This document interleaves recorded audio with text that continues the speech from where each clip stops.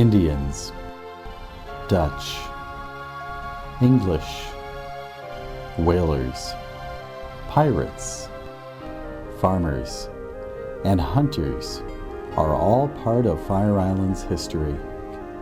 On October 9, 1693, William and Mary of England proclaimed William Tangier Smith as owner of Great South Beach, the land we know as Fire Island. Smith willed the western portion of the island to his son, Henry. In turn, Henry's great-grandson inherited the property. Having no interest in it, he sold it in 1789 to 20 yeomen of Brookhaven for £200. They owned it in common. Each had a 1/20th undivided share, with no territorial boundaries. For almost 100 years, the land was used for grazing cattle. The Fire Island Lighthouse was built in 1826, but as late as the mid-1800s, the island was still considered dangerous. Then, in 1855, David Sammis purchased what he thought were sufficient shares of land to entitle him to use 120 acres east of the lighthouse. He first built a chowder house to cater to hunters, fishermen, and yachters. The following year, 1857, he opened the luxurious Surf Hotel. Considering that most of the people staying at his hotel were wealthy and sophisticated, Sammis tried to stop farmers from grazing their cattle on the property. This act eventually triggered lawsuits challenging his right to the land for the generations of heirs from the original 20 yeomen. It led ultimately to the Great Partition of 1878, which divided Fire Island into 78 parcels. In September 1892, some passengers traveling from Hamburg, Germany to New York on the Normania came down with cholera. They were taken ashore, but officials wouldn't allow the remaining exposed passengers into New York Harbor. So they were transferred to a smaller boat, the Cepheus, and ferried to the Surf Hotel for quarantine. They were met by a mob from the mainland and were unable to dock until the next day, when field artillery ended the revolt. As a result of the quarantine, the state of New York bought the Surf Hotel from Sammis on March 9, 1893. The attorney for the state wanted to assure a clear title for the land, so he did an extensive search of the quitclaim deeds Sammis had collected. The last claim against the property was finally settled in 1923. Captain Celia Clark and George Weeks purchased Partition Lot 6 and the Sammis estate in 1923. Partition Lot 6, Fair Harbor. Clark and Weeks promoted Fair Harbor mostly to the working class in Bay Shore, and those with pioneering spirit and foresight did buy. And they passed the news on to their families and friends, who also bought. In 1923, my mother was shopping in Bay Shore, and she stopped at the Morris Friedman's hardware store, and he said if she had any money to invest, to come to this place called Fair Harbor. And so she came over with my father, and when they got here, they walked up to the ocean and sat at the gazebo, and she looked around and she said, "What a beautiful place. I think I died and went to heaven." And she could see over to Bay Shore, and they could see out into the ocean. She loved the place immediately, and then she immediately put a deposit on 4 lots, and that was on Broadway. Then when she got back to Bay Shore, my uncle from Nebraska and my grandmother had just gotten here and was visiting. It was a Sunday, and when my uncle saw the map, he said, "I want that piece of property," and that's where Gene Ufa's real estate office is today. My great aunt said to my grandmother, "I think I found a paradise. We have to go and search it out." And they did, and they both bought a piece of property. And in 1925, the house next to me, my grandfather built. My ancestors and all, they came about 1928, 29. They lived in, we lived in Queens, Woodhaven. And my father, I guess, and my grandfather, that's my mother's father, saw this ad about lots for sale in this place called Fair Harbor. And they came out and rode over and bought a couple of lots. My grandfather, on my father's side, bought in 1927, I think, built in 28. My mother's relatives, my mother was one of the whole family. She was one of 11 brothers and sisters. So they came out here in 29, bought in 29, and built the, what we call the big house in 1930 on Elm. This real estate man came around and said that there was property that he would like to show us, and it would be a nice boat ride and everything else. And he took I went with my mother and father at the time, and came over by boat in Zack's Bay, I think it was called, and through the Great South Bay and came here and showed the property. And my mother and my aunt and my father fell in love with it, and that's how we found out about it. And they did purchase property right up on the ocean. My grandmother that had come from Nebraska said she didn't like living in the Bronx. She spent a good deal of the summer here and had a couple of chickens, so she had fresh eggs. And we didn't have bathrooms, we had an outhouse. Then after that they got a hand pump, and then we had an inside toilet, but you had to pump the water to fill the tank. We had a ferry boat. It used to be a clam boat, and that's the first boat we took over. That was back in about 1924, 23 or 24. And we get on there, and I think we paid 10 cents or a quarter to go back and forth. And they had it anchor off the beach. We went in on a rowboat until finally they got a dock out there, so we could get to the dock, and then we could get into shore. In about a year, my mother was so excited about the place, and somehow or other Grasniks had to move out of their store on Union Avenue in Bayshore, and they were interested in this place. They came over, looked at it, bought, and built the Pioneer store.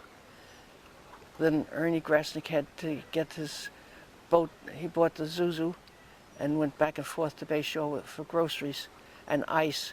Not having electricity, we had to have ice, and of course that's something that also that Ernie Grasnik brought over on his boat, and the boys would fill up the ice wagons. He had 3 or 4 of them, and they knew where to go with the ice. And you'd get 25 or 50 pounds of ice, and you had to have that to keep things cold. Some of the houses had electricity, and most didn't. So I developed an ice route. I used to get the ice coming over on Ernie Grasnik's boat, and I used to pick up the ice at the end of the dock. And I had an ice route. I used to deliver it until everybody got electricity, and they put me out of business. That was it. The grocery store could have, they had a Delco, which made electricity for them, for their ice box, the big walk-in ice box that Ernie had built. The ice cream parlor is where the liquor store is now, and that they got the electricity for Delco too, and they could have ice cream. I did work at that Grasnik store for the simple reason that I, as a girl, was an early riser. And when I say early, I'd get up at 7 o'clock, whereas my friends down here would always sleep in. So I was alone in the morning, and I thought, and my mother said, well, why don't you get a job? Maybe Mrs. Grasnik can use you. So I went down and asked her if she could use help. Oh, she was delighted to have me. And I was paid 25 cents an hour. And the store was not the kind of stores that we have now, where it's self-service. Mrs. Grasnik was always neat and clean. She always had on a white uniform, so to speak, and I was always had to have a clean apron, which she provided. Some man came in and asked for 3 music rolls, and I hesitated, and I said, yes. So I found Mrs. Grasnick. She was in the back room, and I went in and I said, somebody wants 3 music rolls. And I said, do you carry those? She laughed. She says, that's toilet tissue. In the 20s and 30s, life was simple in Fair Harbor.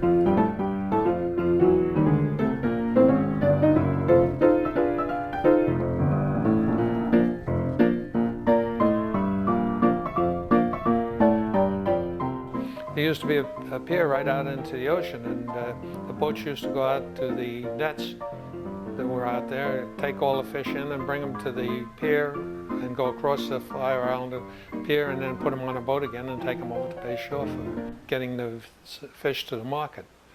And that was a big thing. And by coming into the pier, would take them less than 2 hours to get the fish to the market over here. And you have to remember, in those days, everything was ice and all. We had no refrigeration. It wasn't as things are today. They had to be concerned with keeping the ice down, get it across, and get it to market as quickly as they could.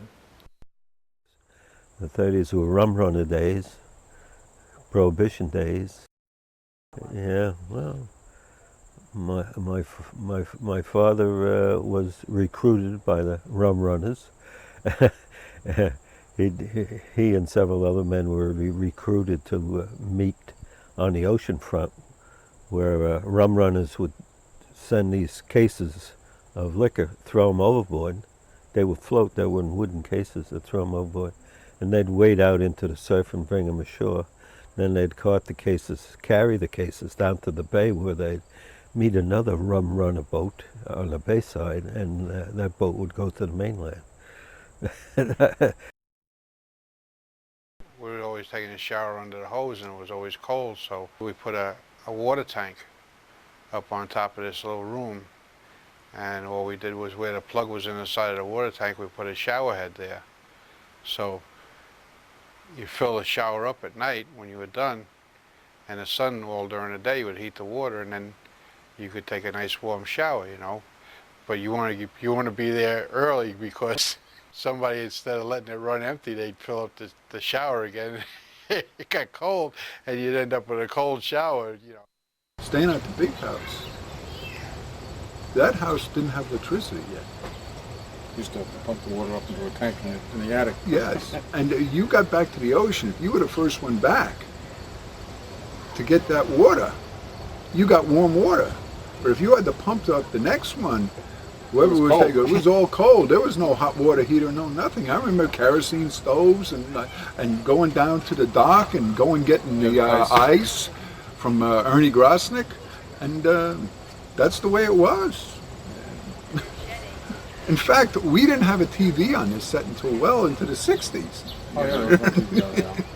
Or phones. Phones. I mean, there were 2 phones down here. That was it. You know? Not having electricity actually created stronger family and community ties. There's a lot of family conversation, radio.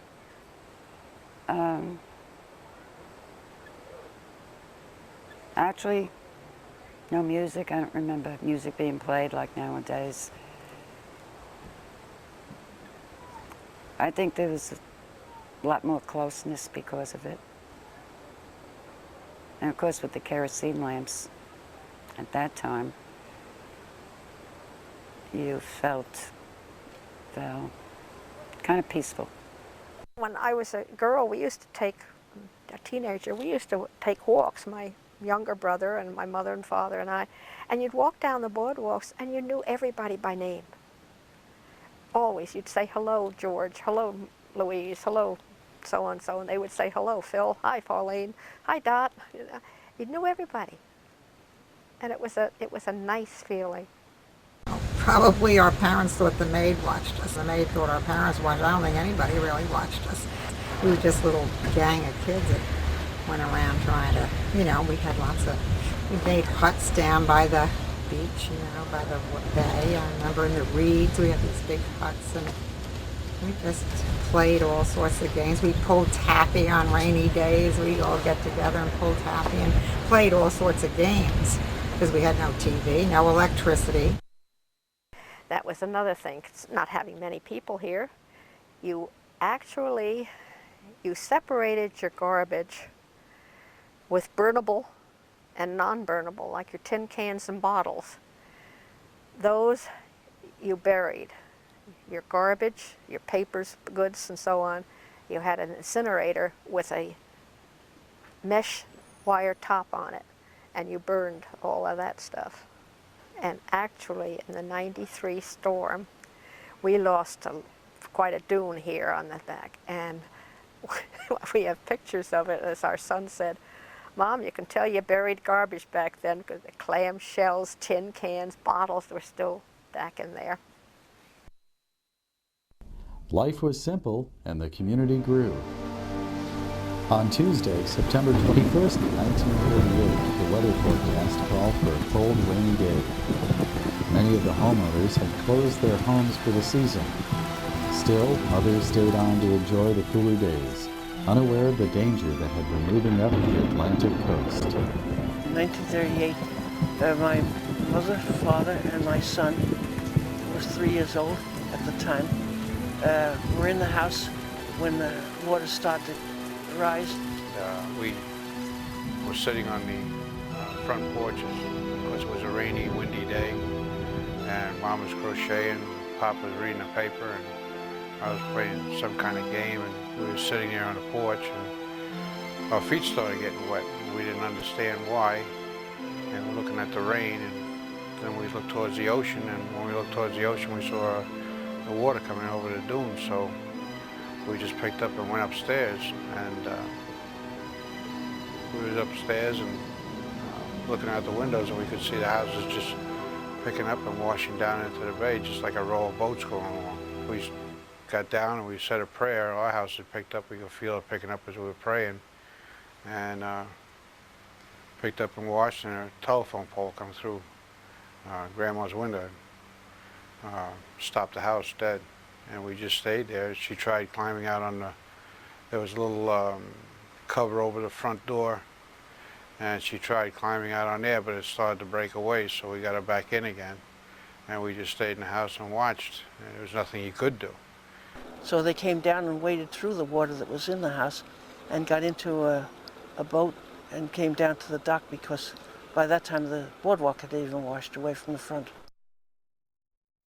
Broadway became a river of floating debris. I would have been here, except it rained the day before, so my mother decided not to come out. But my grandparents were here. And when it started getting nasty and they were going to go make the boat, they went out and they were closing the door, but there was so much water that a log got jammed into the door. My grandmother was so stubborn that my grandfather had to get that log out of the door to lock the door to make sure. So when they did that, the boardwalks, by this time, the boardwalks were floating. They made it down to the Atlantic. And the Atlantic, with gust bagels, took it off the dock and ran it aground and put about 20 or 30 tons of water in its bilge to anchor it onto the sandbar so it wouldn't turn over. Houses started to drift down from the ocean or from the middle of the island, and they were coming down to the bay, and they were drifting towards the boat, and we were afraid the boat was going to get crushed against the dock. So all hands had to get out on the railing and with poles and by hand and hold these houses off and push them away as they went by. When the storm eased up, they went back to the dock, which was tremendous. I mean, the Holocaust of this thing was unbelievable. Mrs. Essler told us that we lost our house, and even my brothers cried. Half the house, which was the top half, was down by Central Walk, and we were right up on the ocean. We were one of 3 houses on the ocean. The whole up floor, second floor, was intact. Even the stairs were underneath the house. And at the time, my brother, next oldest brother, was treasurer of the fire department, and he was worried sick that he had left the money in the upstairs bureau drawer, because the whole upstairs was a dormitory, boys' dormitory. And he went right to we got in the house, and he went right to the bureau drawer, and there was the money. Soaking wet, but there was the money, and he was so relieved. We were all upset because a willow tree went over and our basketball thing fell down. And then at dinner they call us and tell us our house washed away. Ugh. It was really shocking. Not me as a little kid. It didn't shock me. You know, it was an adventure. But my wife and I now, we look at it and we say, what would we do? Would we have the, you know, the ambition to say, okay, let's get the house moved back and put it back together again? Because Pagels actually, after they were sure that they got everybody on the boat, he zigzagged the houses, I guess, that were in the bay, and he got across to Bayshore. Several houses were out on the sandbar right outside of Fair Harbor. The next morning they were out there. And eventually my father and I went out there with a rowboat or two and tore those houses apart, board by board, and brought them ashore, carried the lumber piece by piece up to the lots where the owner still owned the property. And we put the houses back together, board by board. Only 8 houses survived the hurricane of '38. Miraculously, no lives were lost in Fair Harbor. Some owners rebuilt, some sold out. There were a few years of calm, and then World War II began. We had to keep black curtains or dark curtains on our windows, especially we being right on the ocean. And soldiers patrolled the beach. And actually, we were not supposed to be on the beach after dark. Well, we had walking patrols during the winter months. The ocean would come up and freeze as it go back down at low tide. The next high tide coming up, it'd break all that ice up, and it was ice cakes mixed with the sand there. And as we had to walk patrols, we had to go over these clumps of ice. And sometimes you'd be on top of them and you drop right down. And you keep right on walking. So it was kind of rough. During the war, of course this is in '43, during World War II, there were cargo ships sunk off the island, off Long Island or Fire Island. And these sacks of grain and flour and spices used to float ashore, amongst other things, but these were salvageable. So all the housewives used to go down on the beach with their pots and rip these sacks, and the outer layer might have been all pretty much ruined, but inside it was still good. So they used to scoop out this and bring it home. That was still usable.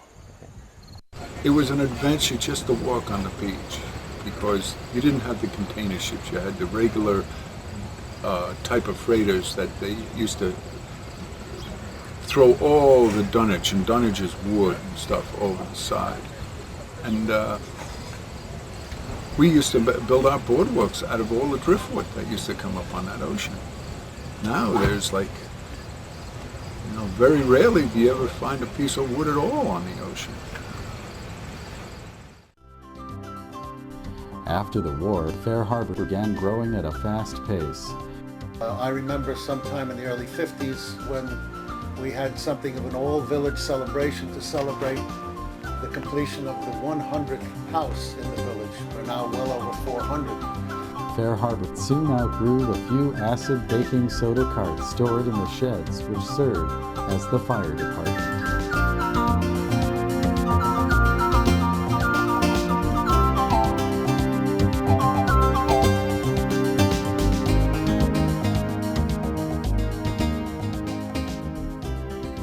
Many residents of Fair Harbor volunteered their time to build a new firehouse in 1950.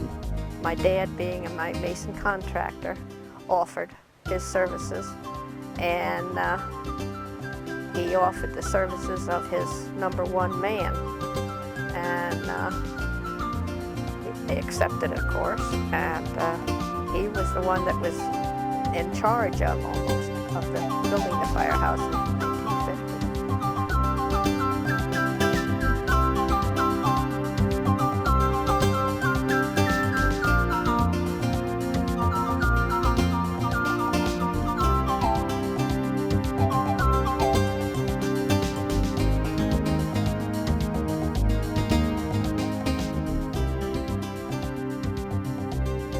sometime in the early 50s, 52 or 3, there was already a fire company. And slowly over the years, we've come to the point where we now have real firemen, fully equipped with helmets, boots. All of the equipment is first rate. A professional company in a village of this sort would have nothing more than we have, except there'd be a paycheck at the end of each week. This village is now very well protected by a very well trained and well equipped fire department, of which everyone in the village has a reason to be proud. The firehouse had replaced the community center as the heart of social events such as the Labor Day dance. As early as the 1930s, the community started the tradition of other Labor Day events. The baby parade would start the day. Baby parades were great, and they always had a band that would march down through Broadway before all the events.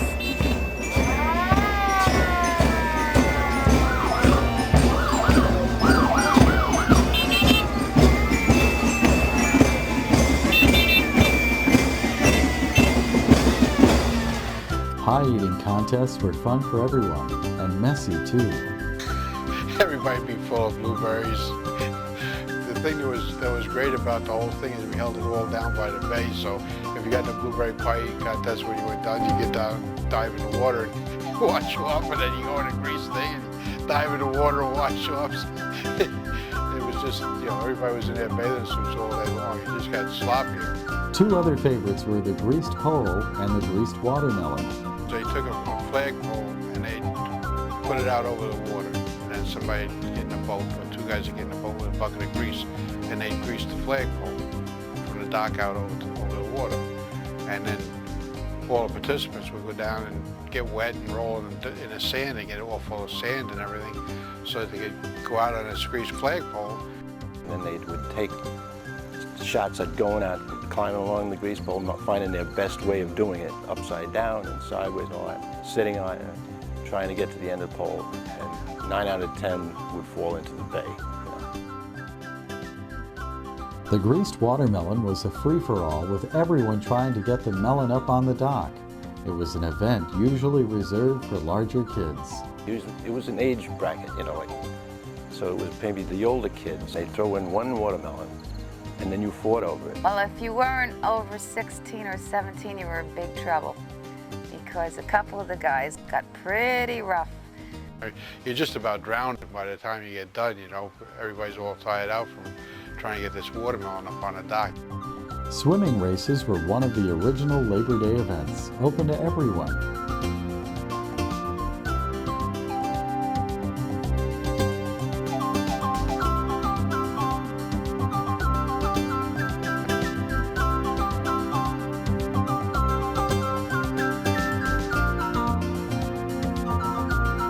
After the ferries were no longer run by Captain Pagels, the slip was not available, and swimming races were then held at the swimming dock, and only for members of the swimming classes. In 1935, Gus Pagels acquired the contract to run the ferries from Bayshore. His first 3 boats were the Atlantic, the Running Wild, and the Cherry Grove. Each boat had its own character, and everyone had their favorite. The Atlantic was the big one. That was the big one. That was like probably an hour trip across the bay at those days. The Running Wild was the Cadillac. That was a rum runner during the Prohibition. That was probably one of the fastest boats in the bay. And everybody liked the Running Wild. That was one of the favorites of everyone, really. Oh, my favorite ferry, and I think most people would say this was the Running Wild. It was a smaller boat, and you could sit in the back, and actually, it was like a big water taxi. It was great. You could see all the big rushing water, and it was very intimate, and of course there weren't that many people coming over at the time, so it was just big enough and fun and fast. Captain Pagels had his newest boat, the Isle of Fire, decorated with pennants and flags. The crew dressed as pirates and invaded Fair Harbor. It was especially exciting for the kids. They were given treasure maps to find pieces of 8 buried in the sand around the dock. Some jars that held the treasures were never found. When Captain Patterson took over the ferry service to Fair Harbor, the old boats were retired. The boom of the 50s also changed the demands on the grocery stores. Ernie Grasnick and his wife had a fight. Eva told Ernie to get out, and so then he had the Bay Walk changed into commercial property to put Mrs. Grasnick out of business, but she was ahead of him. She went to Riverhead and had hers recorded as business property. So then Ernie built the second store, so we had two grocery stores. He sold the boat and the store to Eddie Lipinski, and Eddie Lipinski opened it and made it more modern. The community goes through a lot of changes. It changes every few years. When I first came here, it was a family community. It was people from Bayshore owned the houses, used it in the off-season. New York City people would come during the summer, rent it for July and August, and then the homeowners from the local areas would come back. Then the New York City people began to discover the place, and they started to buy the houses. And it became more of a New York City type community. But families stopped coming and the groups started coming in. That was single people that got together, rented a house together, and would have their summers here. That went on through the late 60s and much of the 70s. And then in the 80s, it began to change back into a family community, and that's where we are now. A luncheonette was the next logical addition to the bayfront to meet the needs of the influx of people to Fair Harbor. My mom scrimped and saved every little penny she could get her hands on, and she started doing laundry for people. My mom had met with the Chevennies and said, you know, I got to make a better life. This is just a little bit too hard on the kids. And had decided, Mr. Chevenny said, you know, there's a luncheonette in Fair Harbor, and it's up for sale. So my mom put me on the bike, and we went to Fair Harbor, and they met with Rose and Carl Larson, and in 1960, they bought the luncheonette, and it was a complete different world for them because, you know, they'd never run a business, and my mom was telling me how she would look at the menu and see, you know, there's tuna fish sandwich, and had no idea what tuna fish was. Baby boomers of the 50s spent hours on end, hanging out, eating French fries, burgers, and ice cream while listening to the jukebox.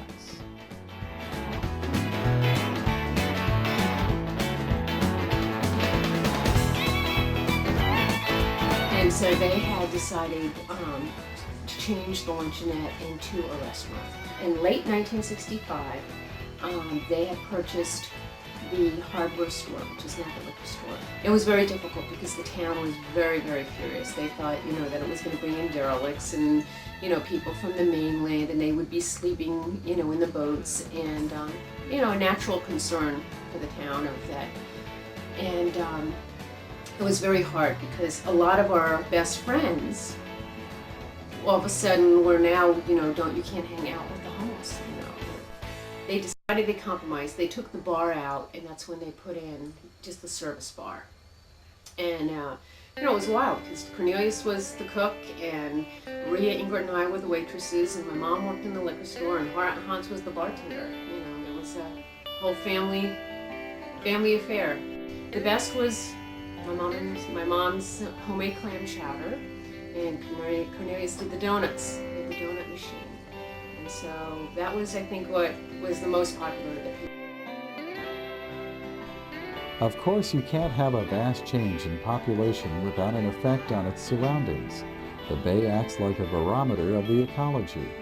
Some changes in marine life are caused by overuse, and others are the result of unusual weather phenomena. One year there were mackerel runs. Within minutes of the first bites, word would spread and there wouldn't be a space in the slip that didn't have someone fishing. All you had to do was have a line and a hook. Bait was optional. The mackerel would bite anything: corn, bubble gum, or even aluminum foil. After that summer, they never came back. In another year, the bay was filled with seahorses. We'd go out swimming and, go on the flats and start clamming. You get 5 or 6 clams on every foot. Each foot, it was like you couldn't avoid them. And we'd shove them in our bathing suit and swim home. Or if we got hungry, we'd crack them together and eat them out there. It was always a million clams. But there weren't any crabs in this cove when we were kids. I remember that. We had to go to Lonelyville because the grass was all gone. There wasn't much grass here. It was all near Lonelyville. The crabs were there. I never saw a live scallop the whole time I was a kid over here. But that year when they built the Atlantic Marina there, they were pumping up this stuff and there was scallops all over the place. And the cove was so full of scallops you couldn't avoid walking on them for several years. Now they're all gone. Then we had a couple of years when we had steamers, soft clams. Near the yacht club dock, we'd sit there and just scoop them up. One time Jane and I got a whole foot tub full of them, and then they disappeared. So these things are cyclical. They talk about it being from the environment and what have you, but I don't know, it just comes and goes. Regardless of the conditions of the bay, there was one local character who always seemed to be able to bring in a catch. Captain Baldwin was a very crippled hermit who lived on the edge of Clam Cove near the point. Every day he would row a small rowboat to Fair Harbor to sell his fish, clams, and oysters. He told me at one time that he was over 6 foot tall. He fell asleep on the ice and his legs froze, and that's why he was crippled. He would ask me every day to go across to Mrs. Grasnick's and get his bologna sandwich and can of beer every day. The bologna sandwich, can of beer. He had a 1.5 room, no toilet, no running water shack in the cove, and basically he was made out of doors. Yeah, or something. Made Some out of old doors. boats. I used to go around there crabbing and see him and say hi. Unfortunately, the renters used to, if they couldn't get their cats back, and without the bridge or anything else like that, they used to leave, and the cats would go wild pretty quick. And if they had a litter, they were really wild. And these old guys would call them scratching rabbits, so they'd want you to shoot them because they like to eat them. Yeah, they were something. Yeah, them scratching rabbits, get me one. Yeah, exactly. I never forget. No, the island is going to change, but you hope, like anything else, that people don't start changing it for the worse. And if they start overbuilding and overusing, that's going to kill the island. As long as it stays more or less a summer community, then the island's probably fine. I don't know if this island could exist if it didn't have seasons. It needs that rest to recruit. Fair Harbor has gone through many changes in its first 75 years as a community. But it all started as an indirect result of David Samus and the Surf Hotel.